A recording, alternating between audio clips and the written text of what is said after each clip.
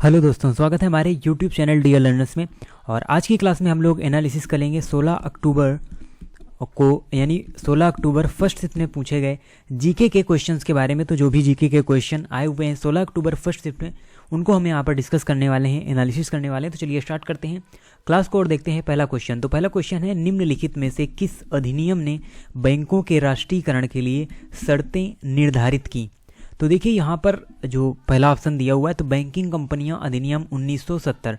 तो देखिए यहाँ पर अगर 1969 होता तो ये ऑप्शन हमारा सही होता, लेकिन यहाँ पर ऑप्शन सही होगा इनमें से कोई नहीं, क्योंकि जो बैंकों का राष्ट्रीयकरण किया गया वो 1969 में किया गया और 1969 में जो 14 बैंकें हैं उनका राष्ट्रीयकरण किया गया। तो ये क्वेश्चन भी पूछा गया था अदर शिफ्ट में, और यहाँ पर आपसे क्वेश्चन पूछा गया किस अधिनियम के तहत। अगला क्वेश्चन है, 1991 में नई आर्थिक नीति NEP के तहत उदारीकरण और निजीकरण की पहल का प्राथमिक परिणाम निम्नलिखित में से कौन था? राजकोषीय नीति सुधार, मौद्रिक नीति सुधार या वैश्वीकरण? तो यहाँ पर सही आंसर होगा इनमें से कोई नहीं, यानी इनमें से कोई भी यहाँ पर सही नहीं है। अगला क्वेश्चन है, निम्नलिखित में से किसे भारत में हरित क्रांति के जनक के रूप में जाना जाता है? तो कई बार ये क्वेश्चन हम आपको पढ़ा चुके हैं अपनी क्लासेज में प्रैक्टिस सेट के अंदर। तो यहाँ पर सही आंसर होगा MS स्वामीनाथन, और हमने आपको वहाँ पर बताया था जो इन्हीं की बेटी हैं सौम्या स्वामीनाथन का नाम आता है IMF में। तो MS स्वामीनाथन ही भारत में हरित क्रांति के जनक हैं।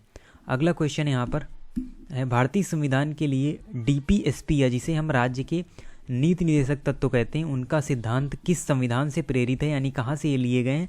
तो ये भी काफ़ी इजी क्वेश्चन है, आयरलैंड से इनको लिया गया है जो भी राज्य के नीति निर्देशक तत्व हैं। अगला क्वेश्चन आता है, भारतीय संविधान के अनुच्छेद 19 में कौन सा अधिकार शामिल है? तो ये मूल अधिकार के अंतर्गत आता है, और आर्टिकल 19 में बात की गई है वाक और अभिव्यक्ति की स्वतंत्रता का अधिकार, यानी जो भी स्वतंत्रता के अधिकार हैं उन्हीं के अंडर आता है 19 आर्टिकल। और इसमें बताया गया है जो भी आपको अभिव्यक्ति की यानी अपने विचारों को व्यक्त करने की पूरी आज़ादी दी गई है। अगला क्वेश्चन है, संसदीय प्रणाली में कार्यपालिका किसके प्रति उत्तरदायी होती है? तो यहाँ पर जो आपका आंसर सही होगा वो होगा इनमें से कोई नहीं। अगला क्वेश्चन है, निम्नलिखित में से कौन सी भारतीय संविधान की मुख्य विशेषता नहीं है?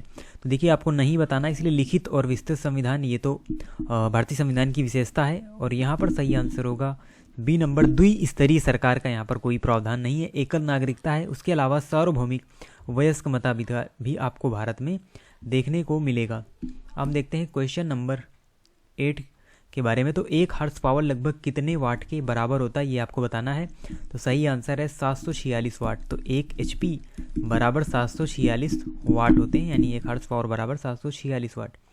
अगला क्वेश्चन है, निम्नलिखित में से कौन सी एक रासायनिक अभिक्रिया नहीं है, यानी आपको बताना है कौन सी रासायनिक अभिक्रिया नहीं है। तो यहाँ पर सही आंसर होगा पानी का भाप में रूपांतरण, जो कि एक भौतिक अभिक्रिया है, ना कि रासायनिक।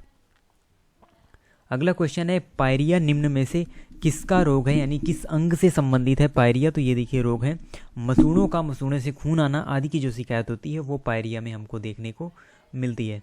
अगला क्वेश्चन है, फ्लोएम एक ऊतक है जो निम्नलिखित में से किस में पाया जाता है? तो काफ़ी इजी क्वेश्चन है ये, जो जाइलम फ्लोएम 2 ऊतक हम पढ़ते हैं। तो जाइलम का कार्य होता है जल पहुंचाना, और फ्लोएम का जो अदर पोषक तत्व हैं वो पहुंचाना। तो यहाँ पर सही आंसर होगा पौधों में, यानी पौधों में ही ये जो ऊतक है वो पाया जाता है। अगला क्वेश्चन है, भारत की पंचायती राज व्यवस्था में कितने स्तर होते हैं, यानी कितने स्तर की पंचायती राज व्यवस्था है? तो ये है 3 स्तर, यानी त्रिस्तरीय पंचायती राज व्यवस्था है, और बलवंत राय मेहता समिति के द्वारा इस व्यवस्था को यहाँ पर लाया गया था। अगला क्वेश्चन है क्वेश्चन नंबर 18, उसे हम देखते हैं कि निम्नलिखित में से कौन सा एसिड कार बैटरी में प्रयोग किया जाता है? तो यहाँ पर देखिए हम प्रयोग करते हैं सल्फ्यूरिक एसिड का, यानी H2SO4 का यूज हम करते हैं एसिड कार बैटरी के अंतर्गत। तो अब क्वेश्चन आता है, देखिए बीच में जो अदर सब्जेक्ट हैं उनके क्वेश्चन दिए हुए, फिर सीधे हम आएंगे क्वेश्चन नंबर 36 में। तो 36 से जो क्वेश्चन है वो यहाँ पर जीके के फिर स्टार्ट होते हैं 35 से, और इसमें आपको बताना है, ये करंट से रिलेटेड क्वेश्चन है।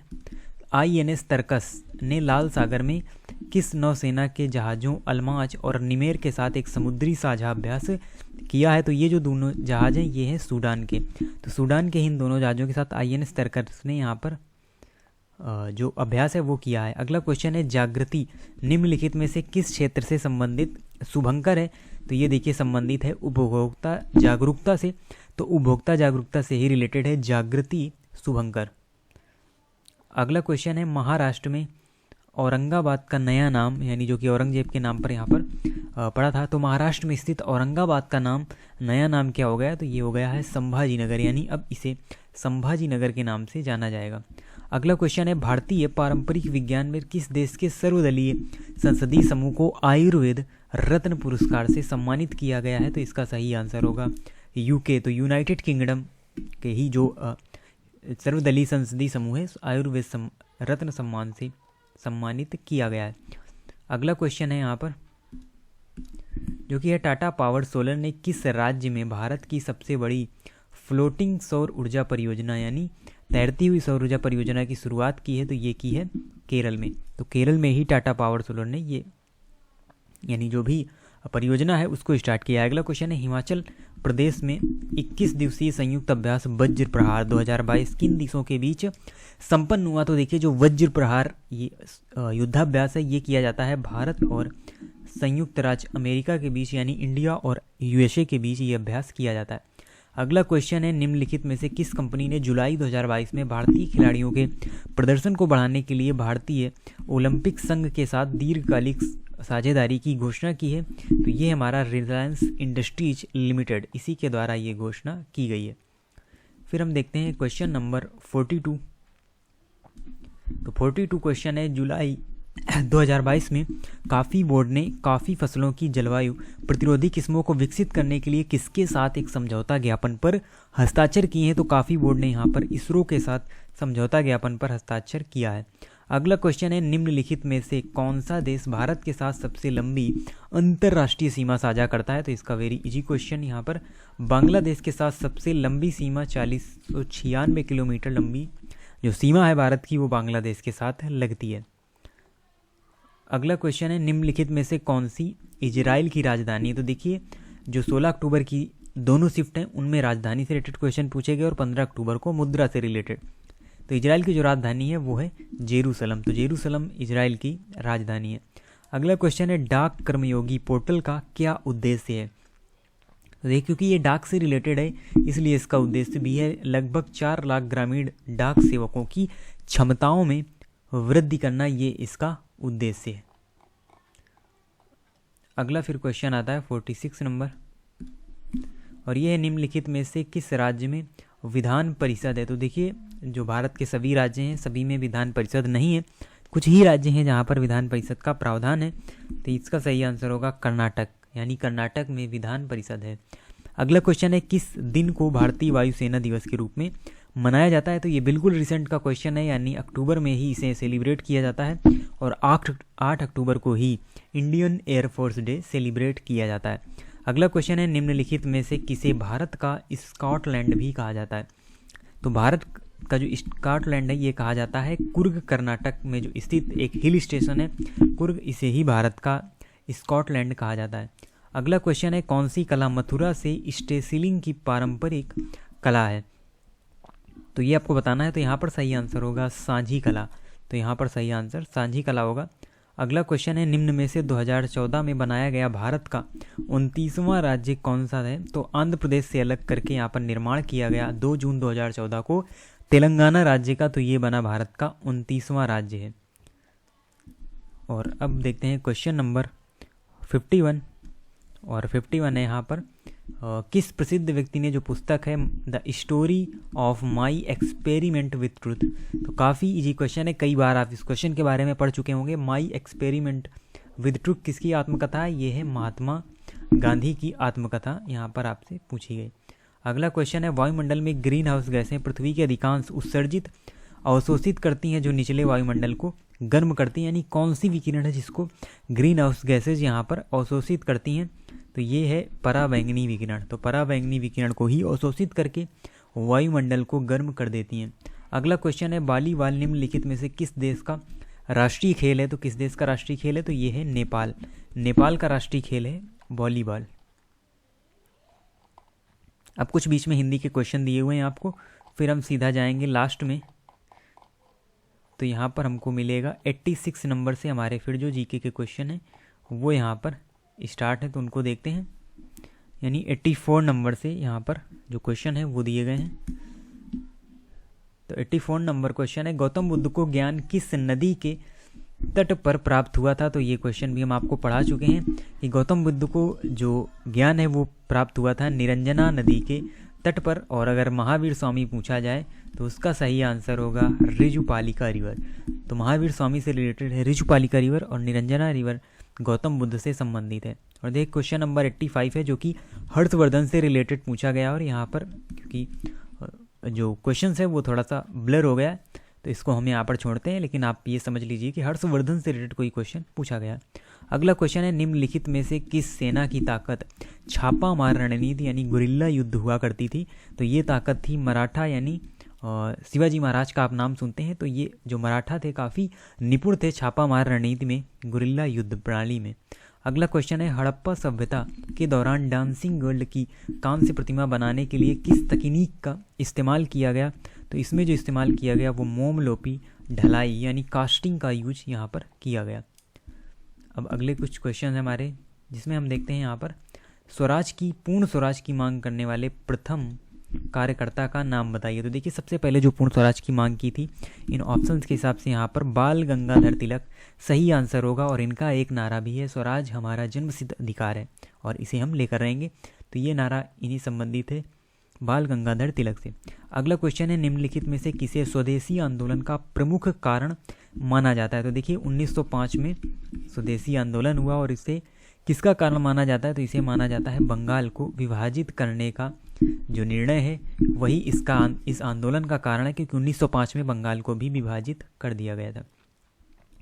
अगला क्वेश्चन है, ब्रिटिश ने निम्नलिखित में से किस भाषा को भारतीय समाज में प्रस्तुत करने की उत्सुकता दिखाई। तो देखिए ब्रिटिश हैं तो अपनी भाषा को ही प्रमोट करेंगे, तो सही आंसर होगा अंग्रेजी। तो अंग्रेजी भाषा को प्रस्तुत करने की ही यहाँ पर जो व्यवस्था है वो की गई थी अंग्रेजों के द्वारा। अगला क्वेश्चन है, भारत सरकार अधिनियम 1935 के प्रावधानों में ब्रिटिश सरकार के अंतिम अधिकार का उदाहरण कौन सा है। यानी 1935 के प्रावधान में क्या व्यवस्था की गई। तो सही आंसर है संघीय बैंक की स्थापना यहाँ पर की गई। अगला क्वेश्चन है, फॉरवर्ड ब्लॉक। तो देखिए अलग सेट में पूछा गया था आईएनए की स्थापना और यहाँ पर पूछा गया है फॉरवर्ड ब्लॉक की स्थापना, और दोनों ही की थी सुभाष चंद्र बोस ने। अगला क्वेश्चन है, खिलाफत मुद्दे को उठाने के महात्मा गांधी के निर्णय के पीछे मुख्य कारण क्या था। यानी खिलाफत आंदोलन क्यों स्टार्ट किया गया था। तो इसका मेन उद्देश्य था हिंदुओं और मुसलमानों के बीच अधिक एकता लाना, क्योंकि अंग्रेजों का ये उद्देश्य था कि हम हिंदू मुसलमान में यहाँ पर बंटवारा कर दें, उनको अलग अलग कर दें, जिससे ये देश की आज़ादी के लिए आवाज़ न उठा पाएँ। तो खिलाफत आंदोलन के द्वारा महात्मा गांधी ने यही कार्य यहाँ पर किया था। अगला क्वेश्चन है, भारत में निम्नलिखित में से किस स्थान पर यानी सबसे ज़्यादा तापमान में अंतर आपको देखने को मिलेगा।